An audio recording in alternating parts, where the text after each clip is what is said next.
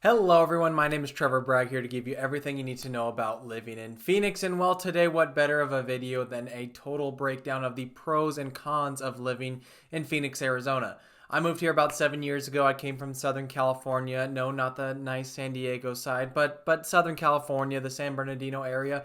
I moved here about 7 years ago, and so I have a little bit different of a perspective than someone's lived here their whole life of what are the pros and the cons of living here. And I'm here to be honest with you. I don't want to sugarcoat anything or tell you something that you could be shocked by when you first move in here. I'm going to be totally honest with you of what I have loved and what I have not loved about living in Phoenix, Arizona. I am a realtor here, and I have a totally free moving to Phoenix guide. So if you're wanting help moving to the area, this is everything I wish I knew before moving to Phoenix. All right, so let's get into the pros of cons. And we'll start with the cons because, of course, that's something that you want to know about. And the most obvious one that I can't skip out on is, of course, the heat. Yes, it is very brutally hot here. And over summer, it's just straight not fun. I mean, 115 degrees. You walk outside, it just feels like it smacks you right in the face for how hot it is. And the craziest thing to me when I first moved here was that it just doesn't cool down. I mean, I would walk out of a gym at 10 p.m. at night and it would be 100 degrees out. It would shock me. It's like, is the air just hot here? How can you walk outside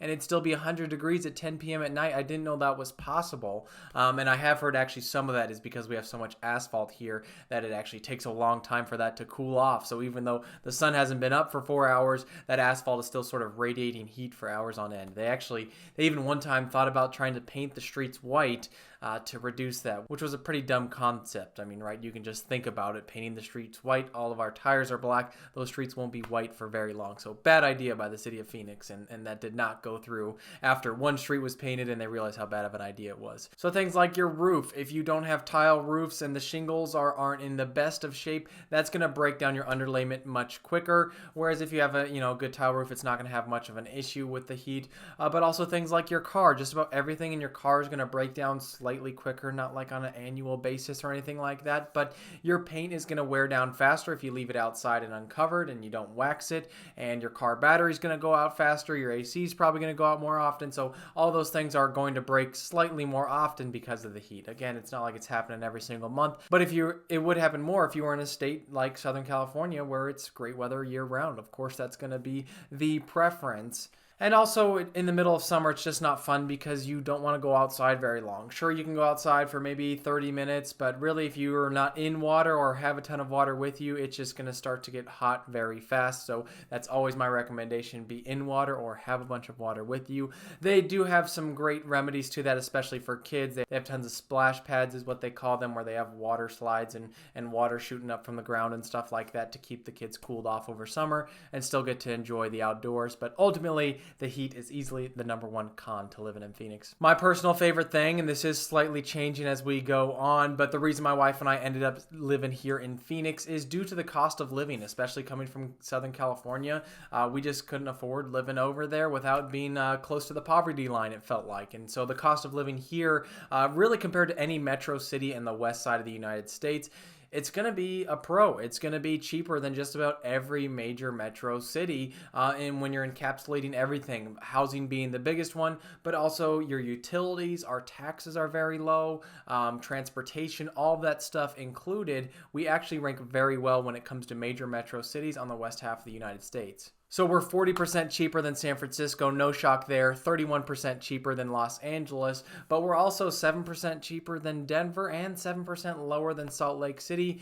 Vegas is the only one that beat us. They beat us by 3%, and we are very similar to Vegas in many things, not only our weather actually, but just all the different facets when it comes to taxes and prices of things. Actually, Vegas and us are very comparable in the sense of that. So yeah, cost of living, a big pro for us when it came to buying our first house in Phoenix. It just wasn't a reasonable option in California, and there are some great suburbs in the Phoenix area you could find for $350,000. Still, back when we were buying, it was $250,000, but $350,000 you can still find a great house in a nice neighborhood that you'd want to raise a family in the Phoenix area. Con number 2 comes with the first pro, sort of, is the desert landscape of things, and unfortunately that's never going to change. But at the end of the day, we don't have lush landscapes landscaping. You look at our mountains and, well, they are brown and they are full of dirt, and that's really what you're going to look at. Now, sure, there's some natural beauty you can get, but at the end of the day, our landscaping is nothing compared to a place like Denver. You have gorgeous pine trees and mountains with snow on them year round. We don't have anything like that. We're also not like California, where a bunch of greenery just grows naturally. Our open lots are going to be dirt and rock and some cactus and some bushes, but no sort of lush greenery, no natural grass or anything like that. Now, if you're coming here looking for a place with 4 seasons, I'm telling you, you're going to be disappointed at the end of the day. We have sunshine for 360 days of the year, and yes, it is very hot for about 4 months of the year. It gets extremely hot where you don't love the weather here. So yes, the desert landscaping is going to be a big con for the Phoenix area. Moving on to pro number 2, this has probably been our biggest shock since living in Phoenix. I mean, we probably could have figured it out, but really, we've been surprised by how much there is to do in the Phoenix area. I mean, sporting events alone, we have the 4 major sports teams, although unfortunately the Arizona Coyotes are leaving. That is a hilarious story of how they didn't pay their taxes and then couldn't find a new arena because of how poor their fan base is. So they were kind of kicked out of the Phoenix area. But anyways, we're going to now have 3 of the big sports teams, and we constantly have major sporting events, whether it be the Super Bowl last year, the Final Four this year, Waste Management Open every year, spring training, all those things. There's almost always some sort of major sporting event happening in every single month. So that's fun to be around. But then also, if your favorite artist is on tour, there's a really good chance they're going to be stopping in the Phoenix area. We try to hit whenever our favorite artists are here. We get to drive 20 minutes and go see their concert. And there's always major events happening just in terms of the Phoenix area. So whether it be Christmas and you have great Christmas events, whether it be the 4th of July and they've got great stuff going on, there's always just something going on. A lot of them specific around the family, but then there's also tons of nightlife things to do, like in Old Town Scottsdale. There's millions of restaurants to try. It's really if you are bored in Phoenix, it is on you, because there are constantly new things to try, new things to do, events coming to town. There is a ridiculous amount to do here, and that's been a big surprise and a big pro for really why we've loved living here. Con number 3, this is like a disappointment for me that I was a little bit shocked by, but the lack of downtown in Phoenix area. I wouldn't say there's one thing that really maybe signifies, oh, this is what Phoenix is known for. You know, this is like their main thing, their main tourist attraction. I wouldn't really say we have anything like that. I mean, other than the events, but it's not like you're really coming to Phoenix for something specific. You know, I think of other major downtowns like LA with Hollywood, or Denver with the Red Rock Amphitheater, or Las Vegas with the Main Strip. We really don't have anything that kind of signifies as like, this is our tourist attraction. Maybe Old Town Scottsdale, but really that's just a really nice shopping center with a tons of shops and restaurants and bars.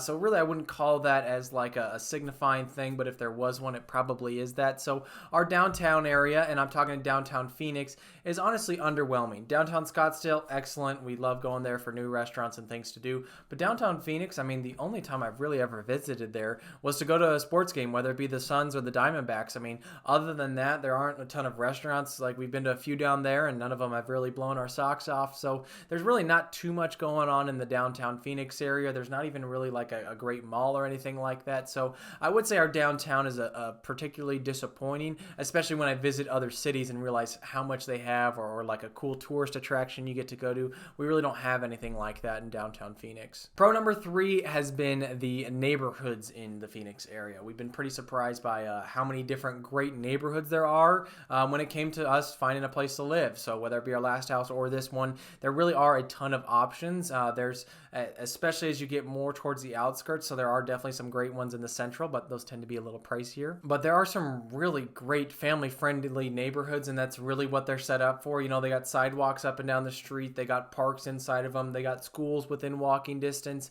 they tend to have community events and stuff like that.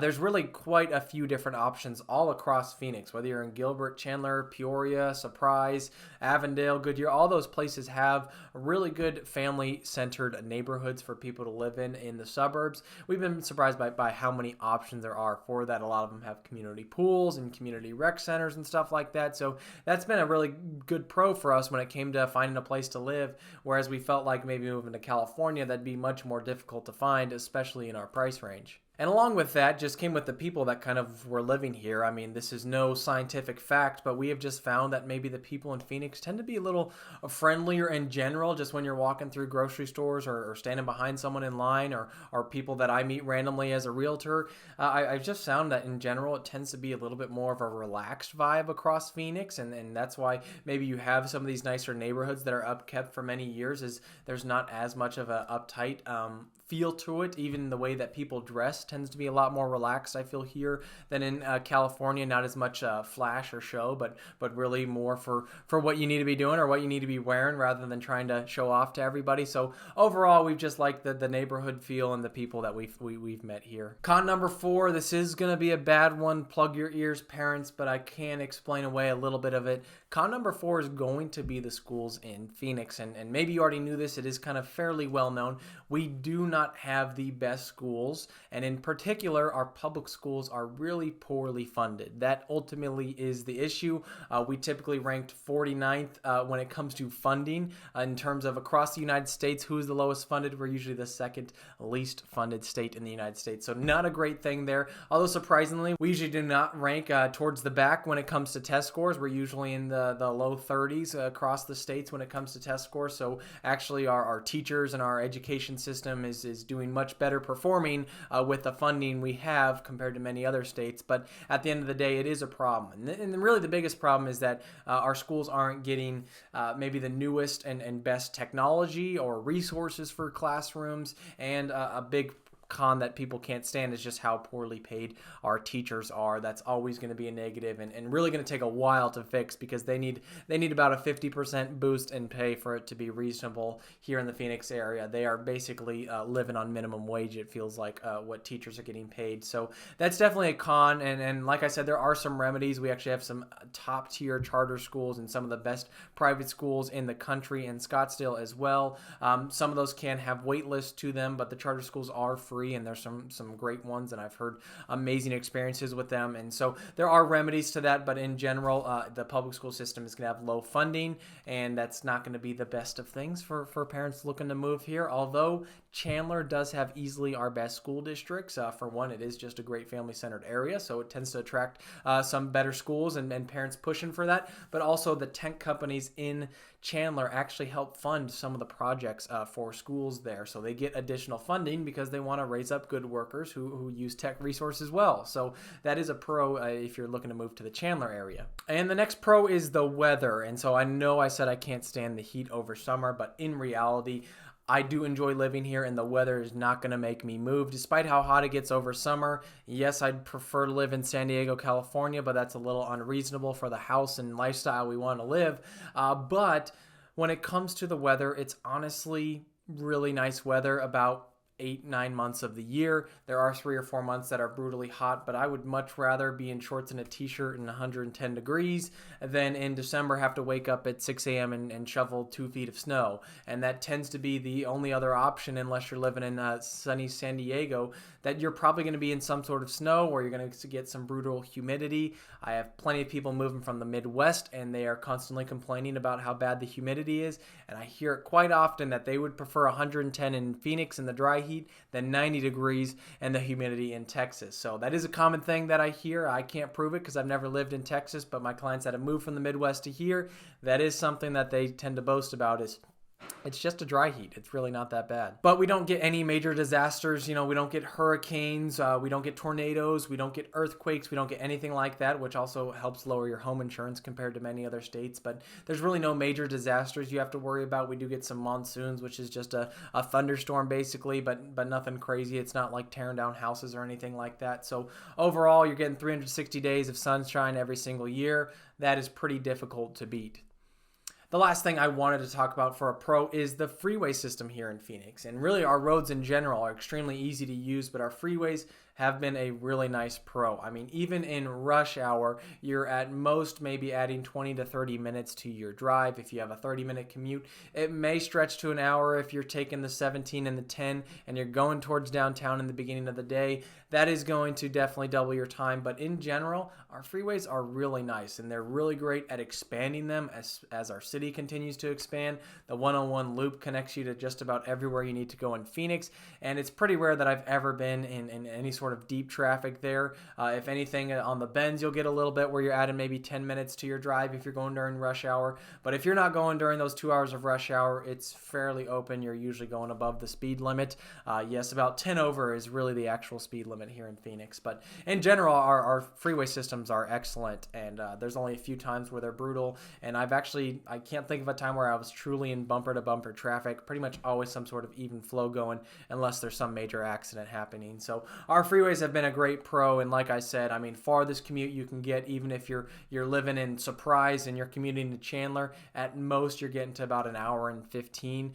So really, anywhere you live in Phoenix, you could probably commute to in an hour, unless you're in the polar opposite ends of things. So in reality, that's a big pro for me, especially come from California, where that tends to be about the worst part about living in California, is how brutal all the freeways are. So those are my pros and cons. Hopefully you realize I do want to be honest. I do want you to know what the good and bad things about living here are. And like I said, I am a realtor here, so if you're thinking of moving to Phoenix, feel free to reach out to me. I've got that totally free Moving to Phoenix guide, everything I wish I knew before I moved here, break down all the cities, and also just some lingo and some sayings you should know before moving here. So anyways, thanks so much for watching, and stay tuned for more videos about living in Phoenix.